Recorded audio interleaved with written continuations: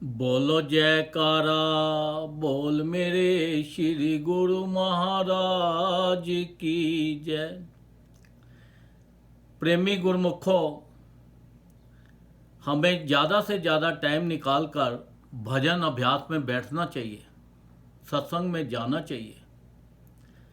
भजन अभ्यास में जब भी हम बैठेंगे हमारा मन तो नहीं लगेगा, पर फिर भी हमें ज़बरदस्ती प्यार के साथ उसमें भजन अभ्यास में ज़रूर बैठना चाहिए।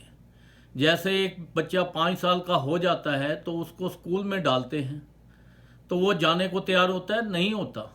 कभी रोएगा, कभी कुछ करेगा, कभी जिद करेगा, तो उसको कभी हम गुस्से से करते हैं, कभी प्यार से करते हैं, कभी उसको लोभ देते हैं, भाई टॉफ़ियाँ देंगे, ये देंगे, वो देंगे, तू अपना स्कूल में जा। धीरे धीरे उसको जब स्कूल में जाने की आदत पड़ जाती है तो वो अपने आप स्कूल में फिर वो बोल देता है कि अब टाइम हो गया मेरे स्कूल का, जल्दी से मुझे रेडी कर दो। तो ऐसे ही भजन अभ्यास में हमें ज़रूर बैठना चाहिए और उसके अंदर ज़्यादा से ज़्यादा हमें कोशिश करो। देखो, संसारिक काम तो करेंगे, जितना संसारिक कामों में हमारा दिल लग जाता है उतना भजन अभ्यास में नहीं लगता, पर फिर भी हमें भजन अभ्यास में ज़रूर बैठना चाहिए, क्योंकि ये हम जो संत महापुरुष है ये हमें बताते हैं कि भजन अभ्यास करने के लिए संसार के अंदर हमारा लोक और परलोक दोनों सुखी हो जाएगा। जो हम संसार की चीज़ों में सुख ढूंढते हैं वो सुखों को अपने आप सारे के सारे हमारे पास आ जाएंगे जब हम भजन अभ्यास में बैठेंगे। तो एक कथा सुनाता हूँ। एक बार एक गर्भवती शेरनी थी, वो जंगल में भाग रही थी। भागते भागते उसका गर्भ वहीं गिर गया, बच्चा गिर गया और वो भाग गई। अब वक्त की बात है कि एक गडरिया था और वो भेड़े चराया करता था। उसने बच्चे को देखा, उठा के अपने साथ ले गया।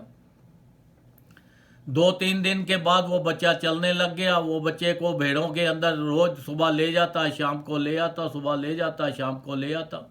करते करते वो बच्चा जो है वो बड़ा शेर बन गया।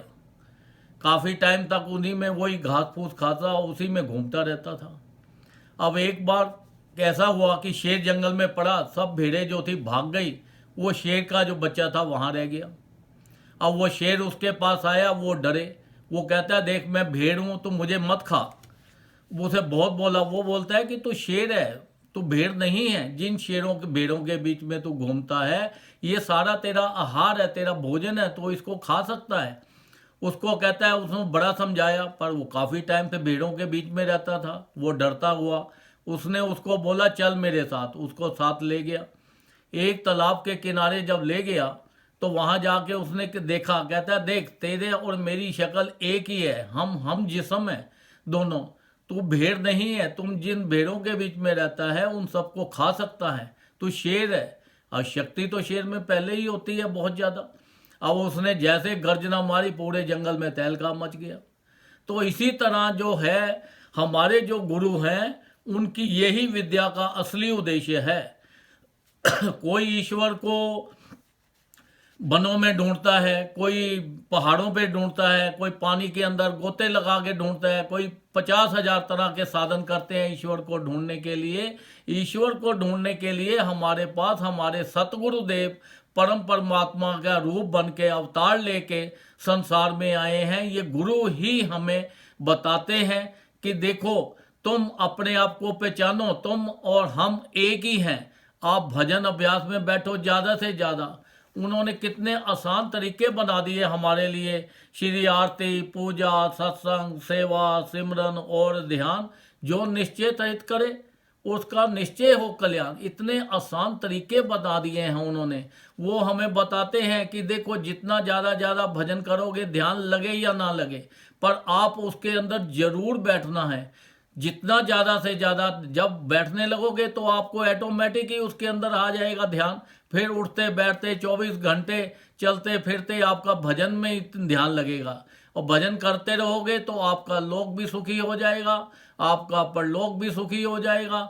संसार की सारी खुशियाँ अपने आपके कदमों में ऑटोमेटिक आ जाएंगी। सारी रिद्धियां सिद्धियां जितनी भी होती हैं ये सब भजन करने वालों के पास अपने आप आ जाती हैं। वो कहते हैं जी कि देखो अब वो उन्होंने गुरु का भजन किया, उनको ये मिल गया वो मिल गया, ऐसे 50 आपके पास उदाहरण होंगे। तो इसलिए ये जो भी कुछ है सब कुछ भजन के साथ ही हमें मिलना है। सत्संग में हमें जरूर जाना चाहिए। देखो गुरु महाराज जी ने हमारे लिए कितने आसान बना दिए, जगह जगह पे देश विदेशों में सत्संग आश्रम बना दिए। सत्संग आश्रम पे जाएंगे तो वहाँ भजन भी होगा, तो वहाँ से ही हमें धीरे धीरे आदत पड़ती जाएगी, तो हम भजन करते जाएंगे और भजन करते करते हमारा लोक और परलोक हमारा दोनों सुखी हो जाएगा और हम संसार की खुशियाँ भोगते हुए स्माइलिंग फेस से हम अपने घर को चले जाएंगे। तो इसलिए भजन अभ्यास में ज़्यादा से ज़्यादा टाइम दो। संत महापुरुषों ने उनको वो पूरा जोर दिया है कि ज़्यादा से ज़्यादा भजन अभ्यास करो। बोलो जयकारा, बोल मेरे श्री गुरु महाराज की जय।